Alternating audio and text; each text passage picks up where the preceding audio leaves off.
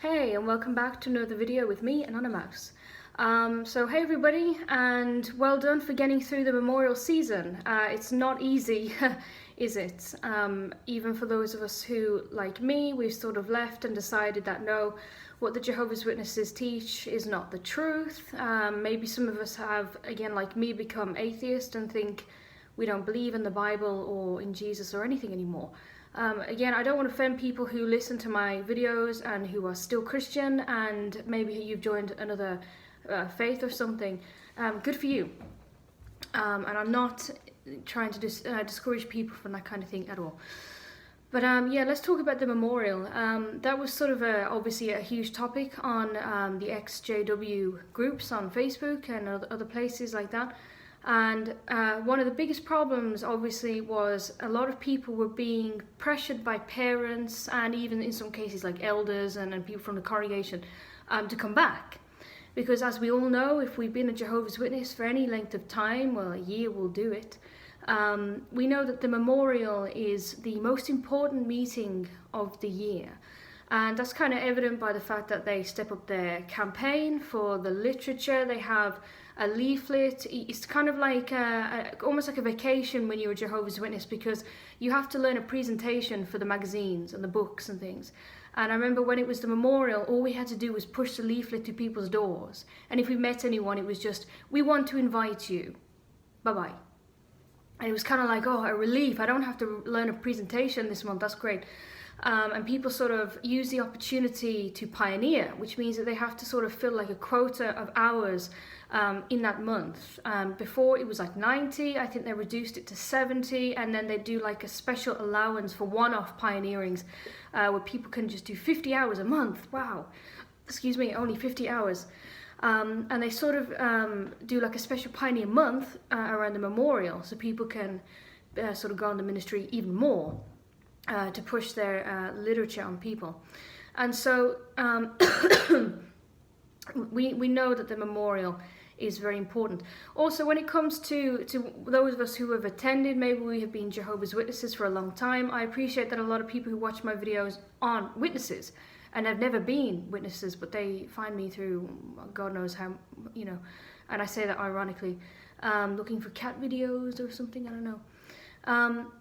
But we know that the memorial meeting is sort of like the only meeting where all these people you haven't seen for ages, maybe since last year or even longer, suddenly come back. All the people who have sort of faded, all the inactive ones, all of the ones who were disfellowshipped, all of the ones who sort of left because they were going to be disfellowshipped. You know, all these people's studies who used to come and then they sort of fell away. All of a sudden, all these people come back. Because they're told, and it's sort of ingrained in people's minds, that the memorial is the most important occasion, not just the most important meeting, the most important occasion of the whole year. That if you're going to miss any meeting, you can miss whatever you want. You can miss all of them if you want, but don't miss the memorial. And so it's like a huge pressure, it's like a huge deal. And then of course you have the memorial reading, which is like a section of the Bible. Every day you're supposed to read up until the day, and I think about a week afterwards or something.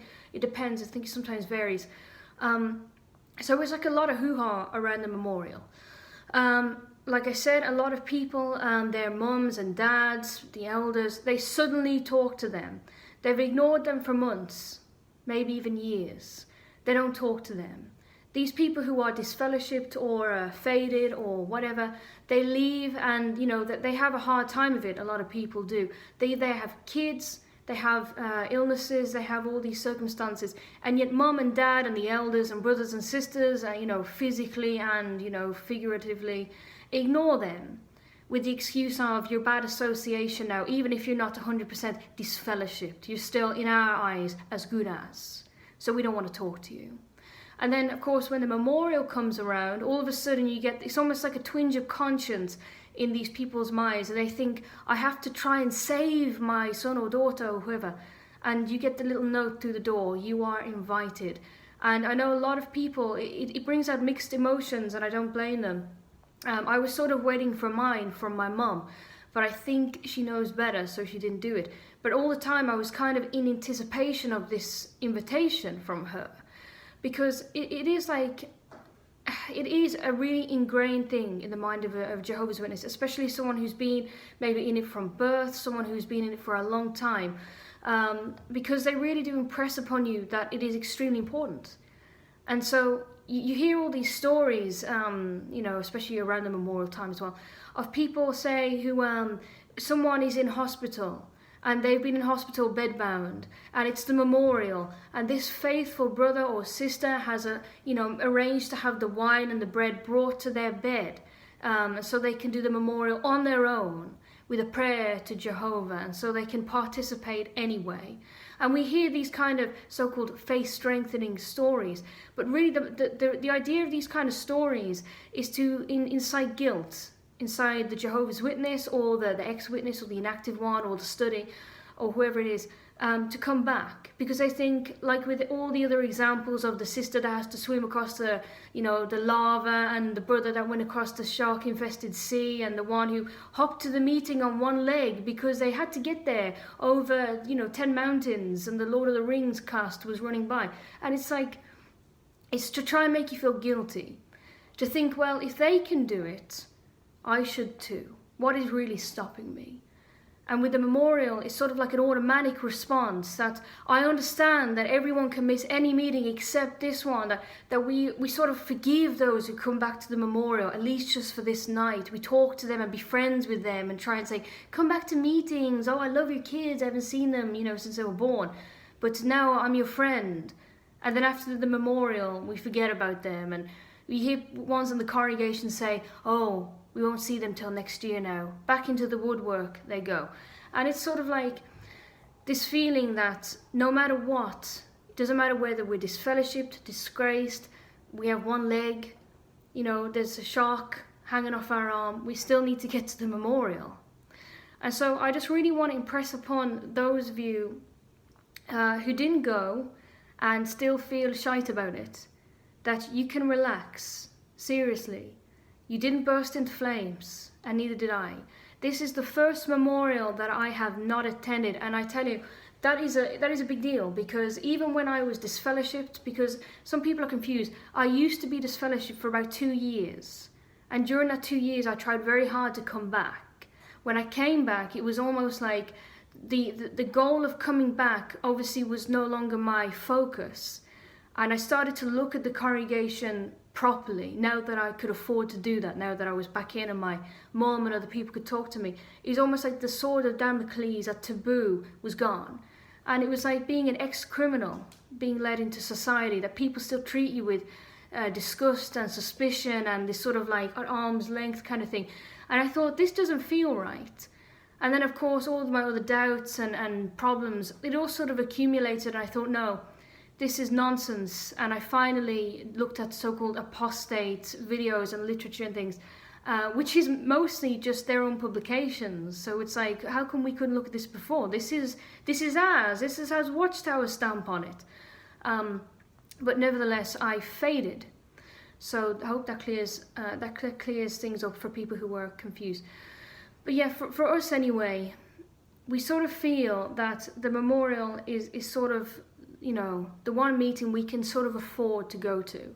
And it's a problem because a lot of people on the Facebook groups were a little bit in what you may call a moral dilemma, because the invitation extended by their parents wasn't exactly towards them, but to their child. And the parents would say, well, the grandparents would say, we want to take little Tammy or Tyler or whoever to the memorial with us. It's just one meeting. If you're not going to be a Jehovah's Witness, suddenly we accept that. We've argued about it for a whole year, but now suddenly we're cool with that now. We accept. You don't have to be a witness anymore. But we want to take the child. Because in their minds, it's sort of like a strange complex where they feel that they have to save you. And that if they can save the mother and the child, they will try. But if the mother firmly says no, then they still think, well, if we have to reject the mother and save the child, we will do that. And if that literally means the same to the child, your mammy is going to die at Armageddon. Jehovah hates your mammy, so should you. You should treat her like she's dead to you. And that would get the kid into the new world. They would do it. They don't care about destroying mother-child bonds. It means nothing when it compares to everlasting life. And so you get these grandparents who are trying to pressure parents, mums and dads. We want to take the kid to the memorial. Now, I know this is a bit late because the memorial has already happened, it's been and gone, but maybe to keep this in mind for next year, if you can remember all my stuff that long. Firstly, there is no such thing as just one meeting with Jehovah's Witnesses. Please, can we not forget now the aim, that the first thing that all Jehovah's Witnesses are trying to do, the whole point of being a witness who is active, the point of a Jehovah's Witness is to convert others. That's why the preaching work, the good news of the kingdom, Matthew 24:14 or whatever it was, is the focal point of Jehovah's Witnesses, the kingdom. You can't be a Jehovah's Witness and not focus on the ministry, because they actually say to you, if you don't preach, then you can't get into the new world. You have blood guilt. Jehovah says you must be active in the service to qualify to even get in. So you must convert people into our religion, into the truth. And so when it comes to Jehovah's Witnesses pressuring people to come to the meeting, and this is not just for kids, it goes for Bible studies, people that meet on the ministry who fatally show some kind of interest, even if it's just obviously fake, when they're talking to you as an inactive one. Their goal is to convert you. They want you as an active, complicit, compliant Jehovah's Witness. They don't want you to come to just one meeting. They don't want you to take one piece of literature or have one Bible study. What's the point? If it dead ends, what's the point? The whole goal, the whole aim is to convert you. And so it always starts off in your favor. Oh, it's just one Bible study a week, whenever you want, wherever you want. A Jehovah's Witness will climb up a mountain if that's where you want it to be. They will sit in a car park, so if you're a truck driver and you pass through there once a month, they will meet with you and have a Bible study quick before you're on your way. It's always for your convenience. When it comes to meetings, it's all very casual. Oh, you can wear your jeans if you want. You can just come for the first half. We'll drive you there and drive you back. It's no bother. You don't have to have a Bible if you don't want to. We'll just share ours. You don't have to sing the song. You don't have to even close your eyes for the prayer. We just want you there. Just have a look. It's always just one meeting. It's always just one Bible study. It's always just have one magazine. But that's not really the goal of a witness. It's not really just to place a magazine or to get one person to show up. It's to get you regular. And so, think about it. What is the announcement at the end of every memorial talk? What is the add-on to the leaflet? Is it not, you are also invited to the special talk, which usually takes place a fortnight, 2 weeks after the memorial itself on a Sunday? So the goal isn't just to get people to the memorial, it's to get you to the special talk. And then it's to get to the meetings regularly. And then it's to have a Bible study with somebody. And then it's to get baptized. And then you're a witness. And then you need to go on the ministry and do the whole thing all over again before the people. And so when grandparents say we want to take the kid, or when people say to you, just come back, it's just one meeting. It's not one meeting. It's just the foot in the door. It's just the thin end of the wedge. It's the beginning of the snowball. They want you there regularly. That's the point.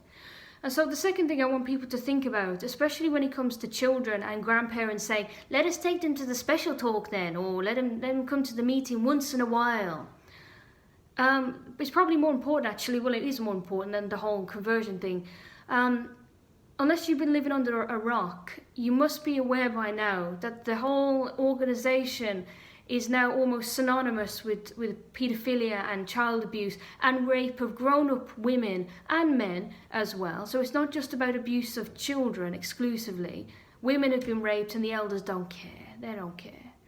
And these rapists and pedophiles and whomever have actually been allowed to just roam free, that they have records of these people, but they won't hand them to police. They don't even encourage people to go to the police themselves.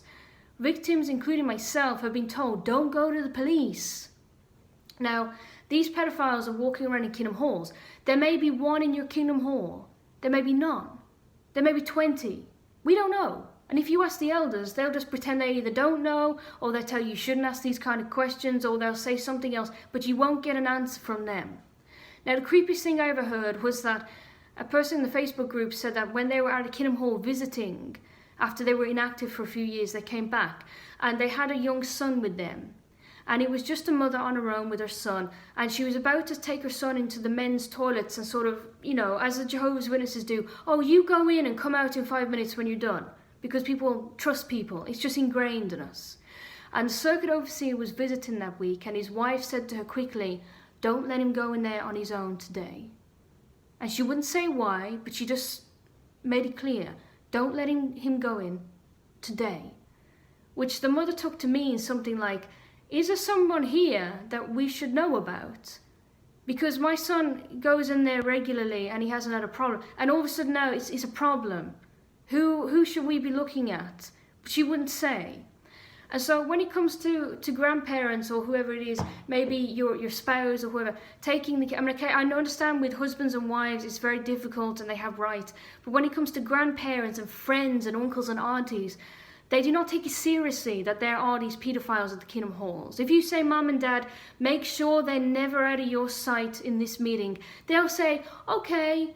And then later they'll say, oh, well, we let them run around, but we trust the brothers and sisters, they're our family. What are you trying to insinuate? And then you're putting your hair out thinking, so the whole meeting they were allowed to go where they want. They're upstairs or downstairs or in the toilets or in the cloakroom or in the library, and you didn't keep an eye on them. The meetings are public, but Jehovah's Witnesses have a very blasé attitude. Oh, we can leave our bags and nobody touches them. Our kids just run around and it's nice. And we talk to anyone and everybody.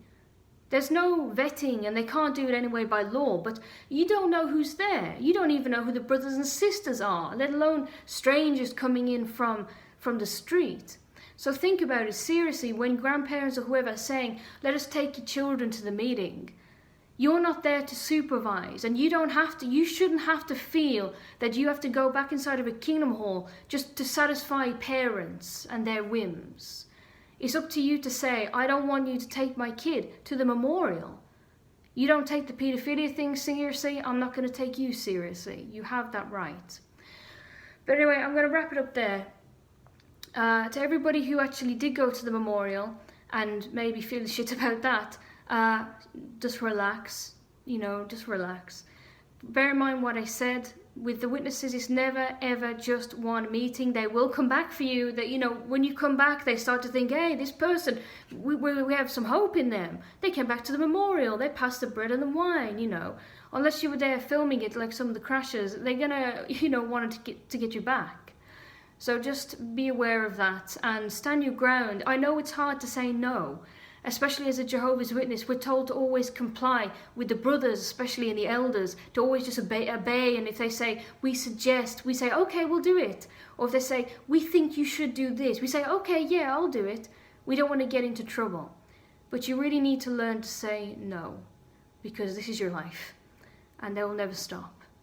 But anyways, thank you for watching, and comment below if you went to the memorial or you didn't, or what your thoughts were on it.